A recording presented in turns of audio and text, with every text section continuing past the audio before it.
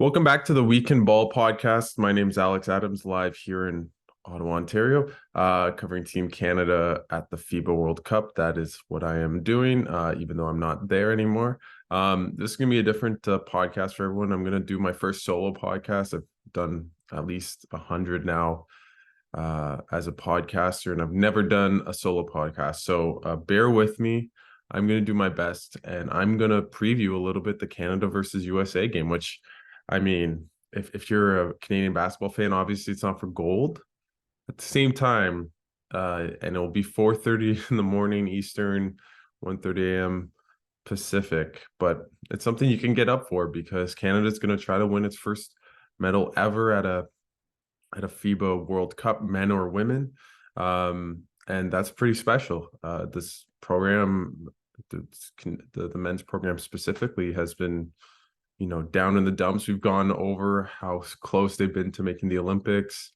They've never had this type of push at a FIBA World Cup as well.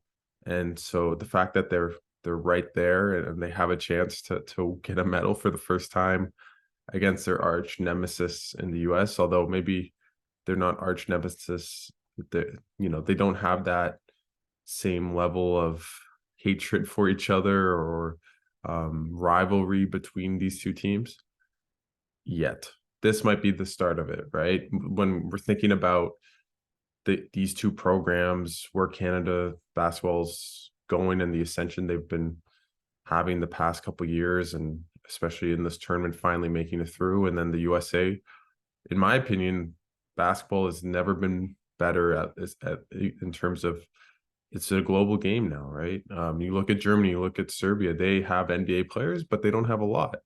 But at the same time, the global game has just gotten improved. It's not just Americans that are good at basketball. This isn't, as Steve Kerr said, it's not 1992. So it's going to be a really, really fun game, and I'm really excited. And I'm just going to preview a little bit of what to expect. And these two teams have been playing against other teams throughout the tournament they've been that you always say, okay, Germany's been playing with each other for years.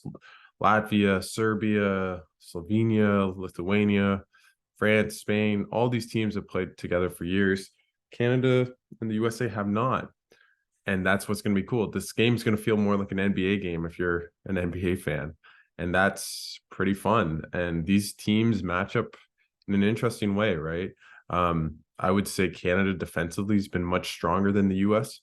The US has given up the most points they've ever had given up in a FIBA World Cup, in 113 against Germany. And before that, the previous record was 110 against Lithuania a couple days back. So while Canada, has been one of the best offensive teams alongside the US averaging 102 points a game, Canada 94.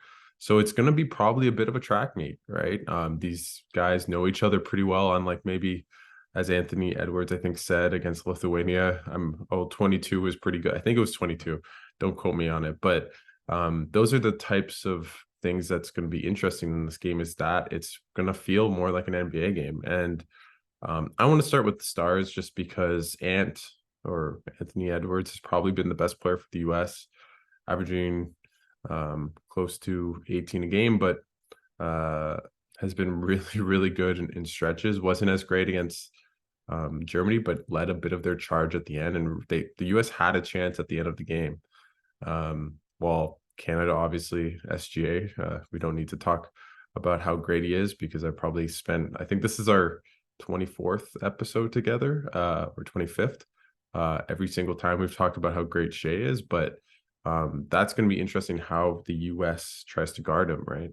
I'm thinking if I'm them, I'd put Mikal Bridges, very long defender, really good on ball, not so good or mediocre off ball.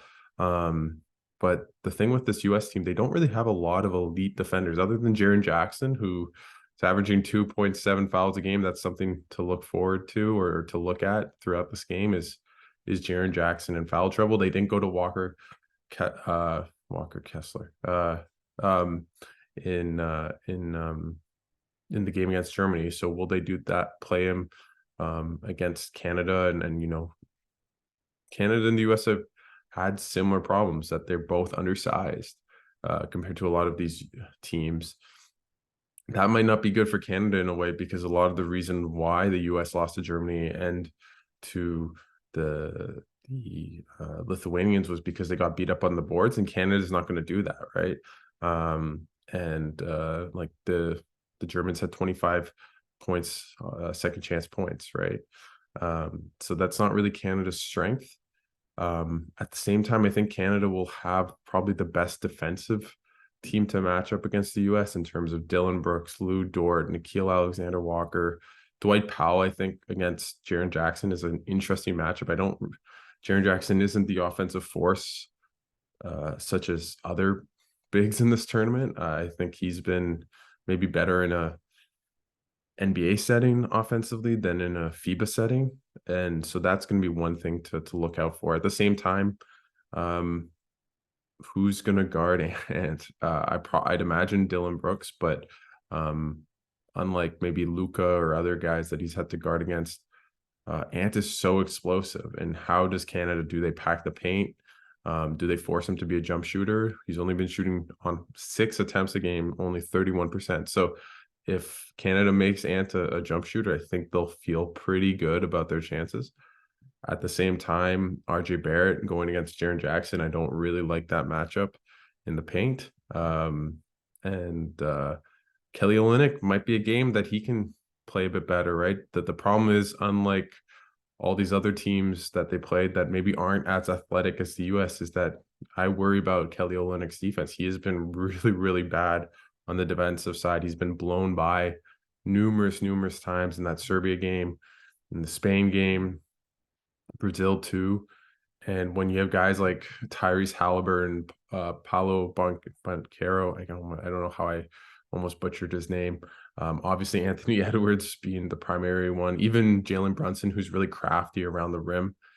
That's going to be tough. If I'm Jordy Fernandez, I don't know if this is a Kelly Olynyk game. And that's sad to say, because he started out the tournament so well. And we can go forward looking a little bit into where does he play in Paris, right? I'm sure he's going to be there if he wants to be, but what type of role does he have with his maybe defensive limitations?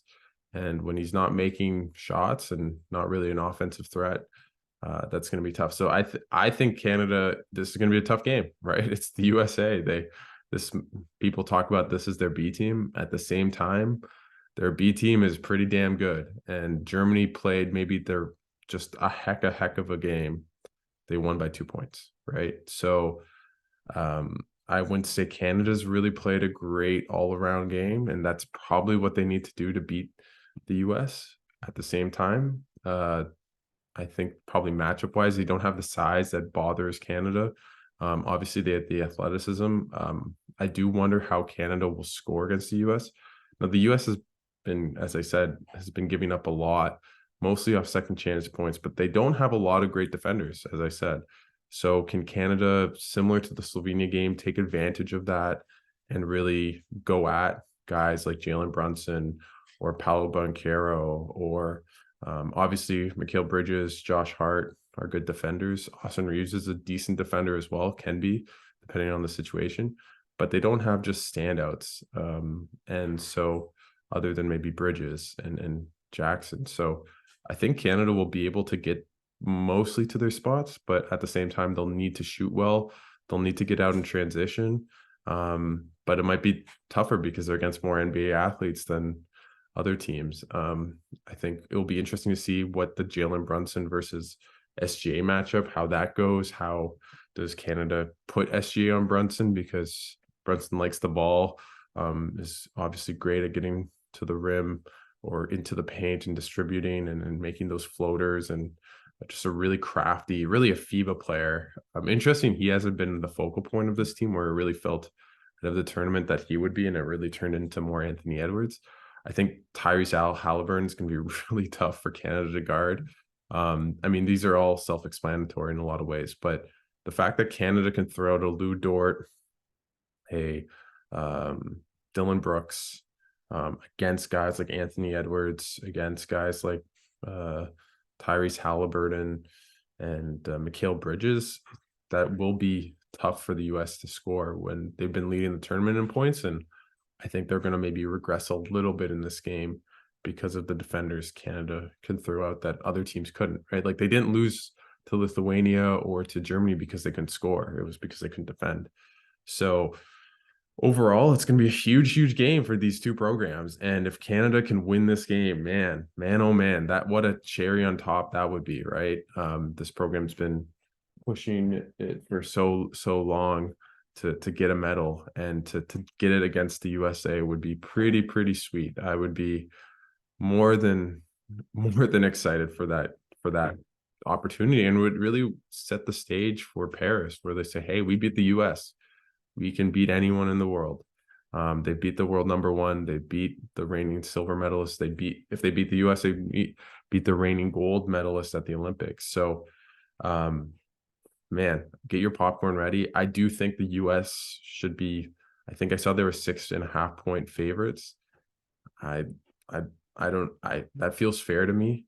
As much as that hurts me to say. I think Canada was exposed for their lack of shooting, their lack of playmaking, and their lack of size. Now, offensively, those things might rear their head. I don't know if the lack of size will. So defensively, I expect them to be pretty good considering. For me, it's more their offense. Can they get the shots they want? And this USA team, as I said, I don't think has the greatest defenders.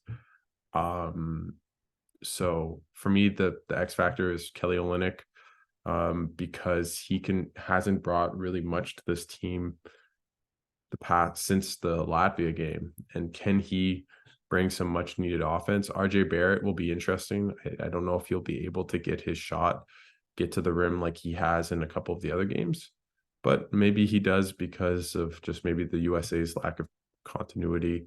What will also be interesting is how much these two teams go into this game, right? And you watch any types of sports at the Olympics, the bronze medal game, sometimes people just don't want to be there, right? They don't care. The USA came for gold. Canada said they wanted to come to gold, but I'd imagine that the Canadians are a bit more motivated than the US team just to get that medal, because they've never done it in this program's history, at least in a World Cup. So that might be something where the Americans might be a bit sluggish comparatively to the Canadians, who really might want it. Maybe I'm wrong. I don't know. I haven't been talking to Tyrese Halliburton or Mikal Bridges or Anthony Edwards.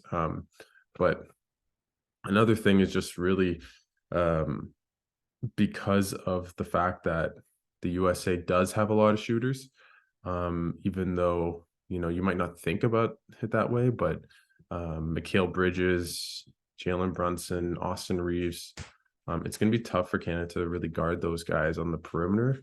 And they've been giving up a high volume. They've been letting teams like Slovenia shoot really well. Serbia shot amazingly from three. I worry about that in this game, is how does Canada get away from, I just worry that the lack of rim protection leads to the USA getting downhill and then kicking out to shooters. And that's been hard for Canada to defend because they don't really have a shot blocker.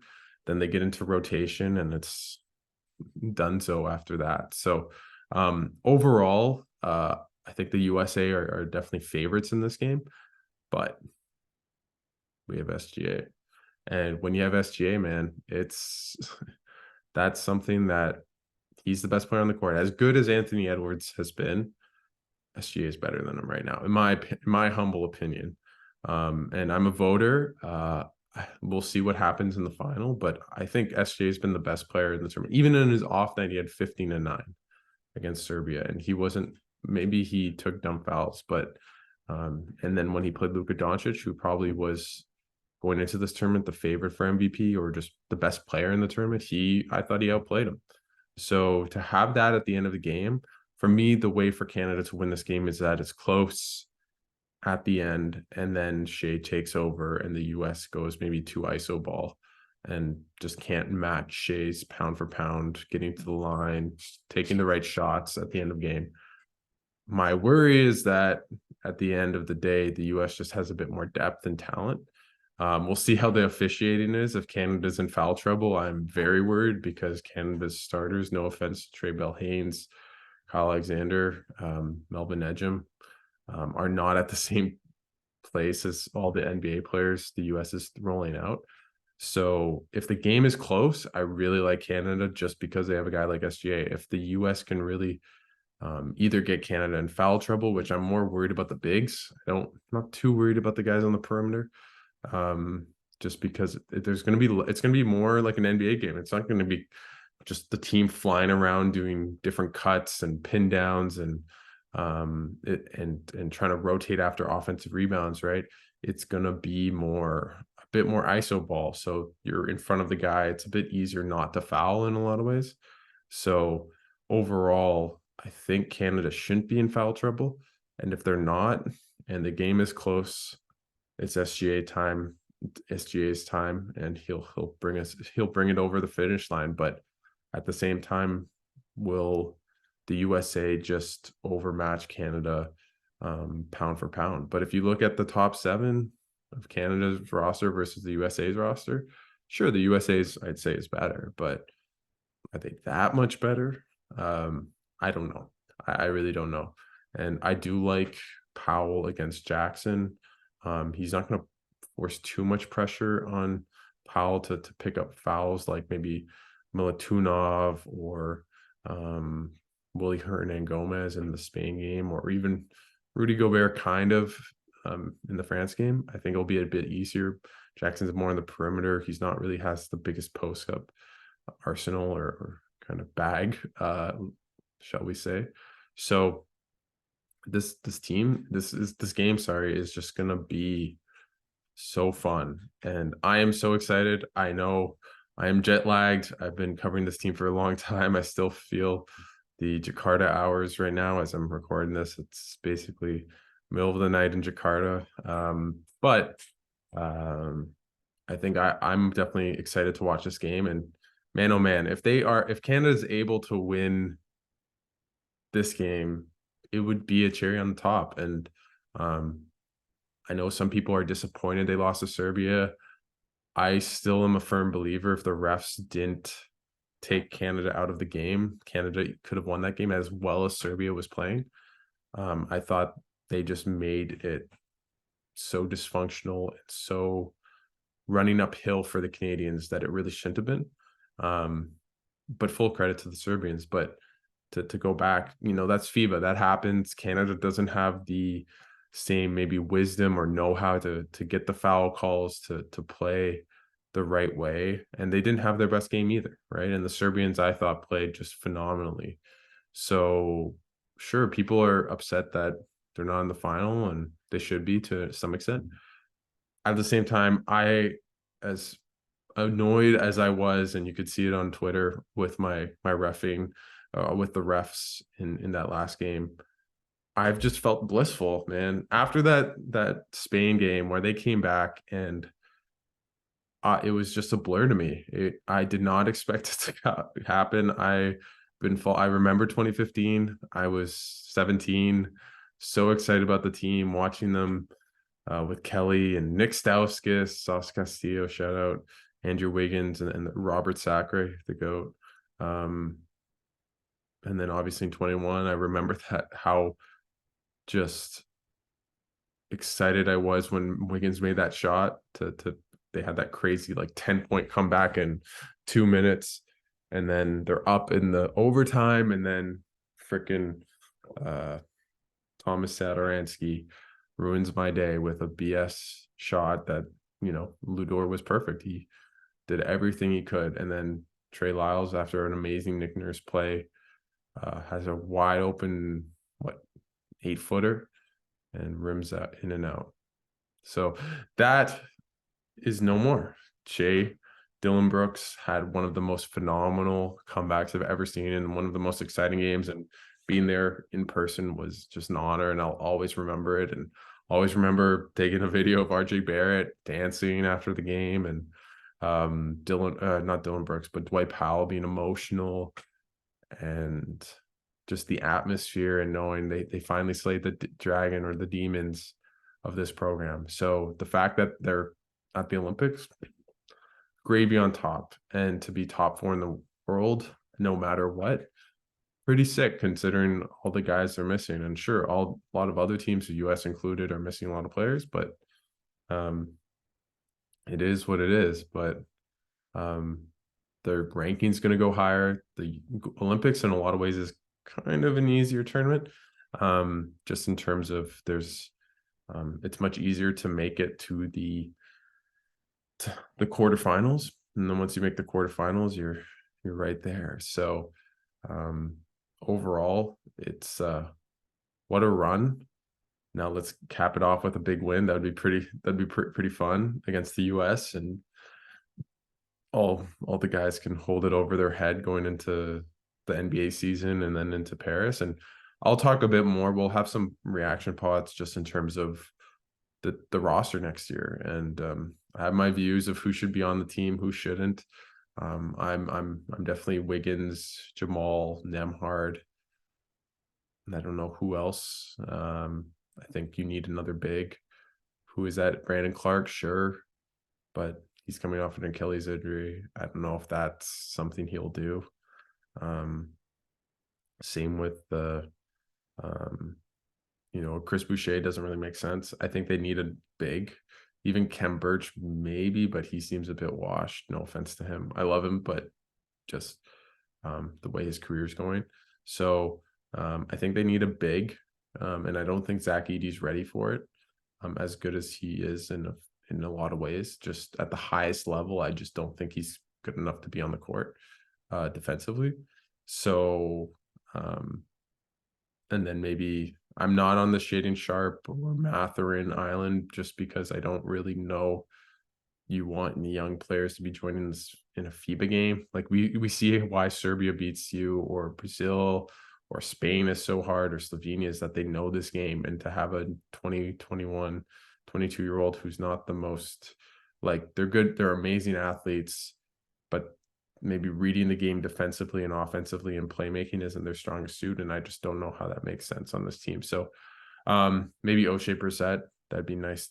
I'm thinking also Cassius Robertson. I think this team needs a shooter. You look at Germany, they have this guy named Obst, who I think he had 24 against the Americans. Just a lights out shooter and can hold his own defensively. That's Cassius Robertson. I saw him in the gym, man. That guy does not miss. And that would be someone I'd want on this roster alongside a big. And then I guess they just went through the roster, is that you have the 7 NBAers, Wiggins, Jamal, Nemhard as a backup, maybe Kojo, but I like Nemhard a bit more. Cassius, and then a big. Brandon Clark, Kyle Alexander, not Chris Boucher. He's just not big enough. So anyways, I got sidetracked there on a little tangent, but to wrap this bow up, it's gonna be a hell of a game. My heart says Canada, my mind says USA. I think a lot of that is just how motivated the USA will be in this game, because their whole goal is always gold, and when they don't get gold, how do they respond? So would be pretty nice to make sure they don't get a medal, and we do tonight. But thanks to everyone. I wanted to say this on previous pods, but to everyone that's shown support to me and has been so kind to me, it's not lost on myself. And thanks to Raptors Republic, to Lewis, to Zarar, who gave me this opportunity to cover the team that I've followed for so long and cared about so much. So it really means a lot that you guys have been supporting me, and I'm going to be staying on with Raptors Republic throughout obviously we'll have a couple more podcasts later this week, but also throughout the Raptors season. I'm going to be doing a bit of Raptors stuff. I'm a huge fan. I once had the option to get tickets for Game 5 against Philadelphia in 2019, or Game 7. This was before the series, and I picked Game 5. Made the wrong choice. But so that maybe tells you a little bit about my Raptors love. I'm a huge Raptors fan. They're definitely not in the place I'd like them to be. And so it was very cool to at the same time, for me personally, to interview Sergio and Bruno, who I actually saw on my plane. So he came on the plane. He had the same plane with me back from Jakarta. He was in economy right in front of me. And I dapped him up in the airport. He's like, yeah, I got some bad calls against the Latvians. The ref screwed me, type of thing. And he was the nicest guy. He'd always say hi and smile. It was really cool. Like someone who remembers 2 years from being 2 years away when I was 16. And then now to kind of know him a bit personally is pretty surreal. And he was nice enough to say, have a safe travels when I left. And he dapped me up after the flight from to Tokyo. So shout out to Bruno, man. I don't know why this podcast is ending on a Bruno shout out, but maybe that's because he's a great guy. But thanks so much to everyone. I really, really appreciate it. And let's get another one, and I'll be doing a reaction pod after, and we'll probably do at least a pod or two to kind of wrap up this tournament, and maybe some rosters, projected rosters, as I talked about in this preview. Yeah, thanks so much again, everyone. I'm the worst at ending podcasts, and I'll see you guys early morning tomorrow with a postcast, and I have my coffee ready for it. And thanks again to everyone that's listened. And also, I'll shamelessly plug my Behind the Play podcast. I'll have some cool people, Cabby Richards, Ron McLean, if you guys are basketball, or if you're hockey people, and many more. So stay tuned. I'm trying to get Windhorst on, trying to get Ramona Shelburne. They've all said yes to coming on my podcast Behind the Play. So stay tuned. Maybe you'll see them in the next couple months. So thanks again, and I really appreciate the support, and ciao.